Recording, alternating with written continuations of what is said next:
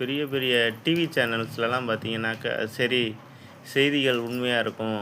அல்லது அவங்க ஏதாவது ஒரு சார்பு நிலை சேனலா இருந்தா கூட, அதுக்கு சார்ந்த செய்திகள போட்டாலும், அது நடந்ததையோ, உண்மையா உள்ளதையோ, அல்ல அது சார்ந்த மாரியா தான் போடுவாங்க அப்படின்னு நம்பி தான் பார்த்துக்கிட்டு இருக்கிறோம்.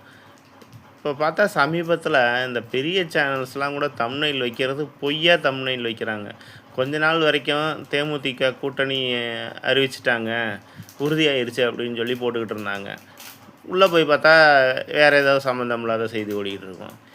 அதுக்கப்புறமா பார்த்தாக்கா காங்கிரஸ் கூட்டணியிலேருந்து பிரிஞ்சிருச்சாம், அப்படி இப்படின்னு போட்டுட்டு அதே தம்ப்நெயிலா வச்சுக்கிட்டு இருந்தாங்க. உள்ள போய் பார்த்தா அதுலேயும் வேற செய்தி தான் ஏதோ ஒண்ணு ஓடிக்கிட்டு இருக்கும்.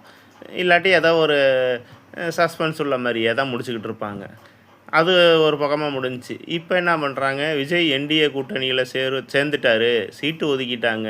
40 சீட்டு, 45 சீட்டு அப்படின்னு சொல்லிட்டு, இந்த மாரி தம்ப்நெயில் போட்டுக்கிட்டு இருக்கிறாங்க.